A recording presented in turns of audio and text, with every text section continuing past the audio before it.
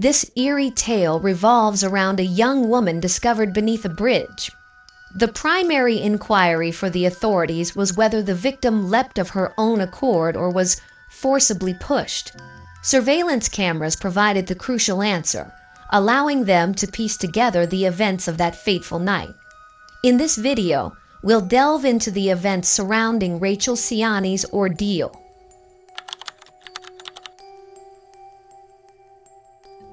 Rachel Siani was born on April 18, 1978. She was only 21 years old at the time of her death. At the time, she was attending college in Bucks County, Pennsylvania. She was studying psychology and wanted to help people. Rachel worked at Divas International Gentlemen's Club at night under the name Roxanne to pay for her college bills. While her family didn't approve of her job, Rachel told them it was only temporary. On April 1, 2000, an ATV rider was out on a ride when he came across something. It was the body of a young woman underneath a bridge in Burlington Township, New Jersey, about 3 miles from Divas. The woman was described as being in her 20-30 ass and wearing a butterfly necklace. The police put out a description of the young woman. An ex-boyfriend of Rachel's contacted them and said the necklace belonged to Rachel Siani. Rachel had been found wearing a white sweater, jeans, and clean socks. She had some blood on the side of her face and had 2 broken fingernails from trying to fight back. The medical examiner ruled Rachel's cause of death as blunt force trauma. There was a lot of internal bleeding, leading them to believe Rachel was alive when she was thrown off the bridge. The police had originally thought that it was a suicide. However, white fibers were found on the bridge from Rachel's sweater. Rachel's blood was also found on the outside wall of the bridge. Her socks had been clean, which was unusual because there was so much debris on the ground. The police knew that Rachel had been carried and thrown to the ground below. The police spoke to other dancers at the club. They revealed that a former cook named Jason had been infatuated with Rachel. He had been fired just a month earlier due to this infatuation. Jason was eventually ruled out as a suspect, but he did seem to want people to believe he and Rachel were an item. The next tip came from one of Rachel's friends. This friend had been talking with Rachel outside the club on the night she died. The friend said they were talking when a drunk man returned to the club and began banging on the doors. A police officer was in the area, but the manager of the club said it was fine as the man was a club regular named John Jack Stanofa. He was referred to in the episode as Jack, so I will refer to him as that. Jack was a married businessman and a regular at Divas on Tuesday nights. Jack's favorite dancer was Rachel, and he would often pay her to just sit and talk with him. Rachel thought he was harmless and just lonely. Rachel even offered to walk Jack to a motel next door. On the night she died, Jack checked into room 223.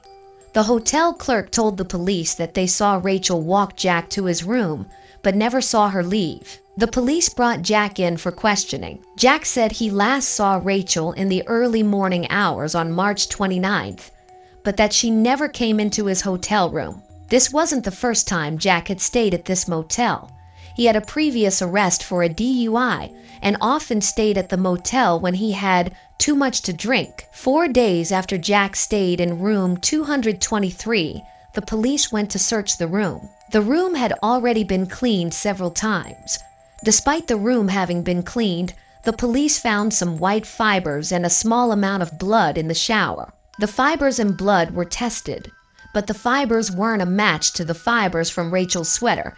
The blood swab was too small and DNA couldn't be detected. On Jack's registration card from the motel, it listed his 1996 red Dodge truck. The police had a hunch that if Jack was the killer, he would be on the surveillance footage from the toll booth. They were right. Around 3:12 a.m., a red truck was seen driving through the toll booth. There was something in the bed of the truck.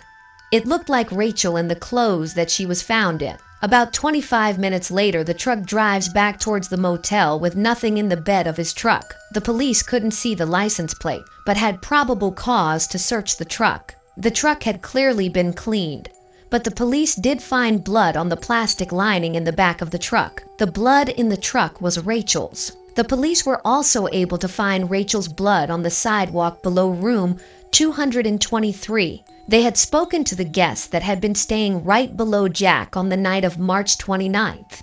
The guest said that he heard a loud bang coming from outside in the middle of the night, but didn't get up to investigate. It's believed that he heard Rachel hitting the pavement. It's believed that Jack went to the club for his usual Tuesday night routine. He became intoxicated and returned to the club after closing. Rachel was outside the club and offered to walk Jack to his motel. While they were in the motel, Jack maybe made advances towards her, which she rejected. Jack then choked Rachel and put her on the window awning thinking she was dead.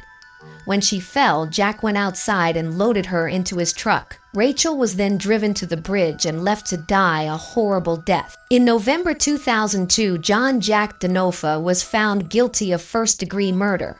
He was sentenced to 30 years to life in prison. Jack has maintained his innocence and said someone else could have taken his car keys and committed the murder. As we've uncovered the chilling details of Rachel Siani's ordeal, it becomes clear that what initially seemed like a tragic accident was, in fact, a sinister crime. The surveillance footage revealed the truth behind her fall, leading authorities to pursue justice for Rachel and her loved ones. But the story doesn't end here. It's important to remember that cases like Rachel's highlight the importance of vigilance and community awareness. By subscribing to our channel, you'll stay informed about similar cases and help raise awareness about the issues that matter. Your support allows us to continue bringing you in-depth investigations like this one. Don't forget to share your thoughts in the comments below. We value your opinions and insights as we strive to shed light on these mysteries. And if you found this video informative,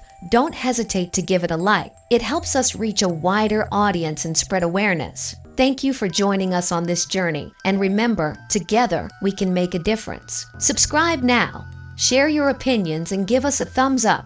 Until next time, stay safe and stay informed.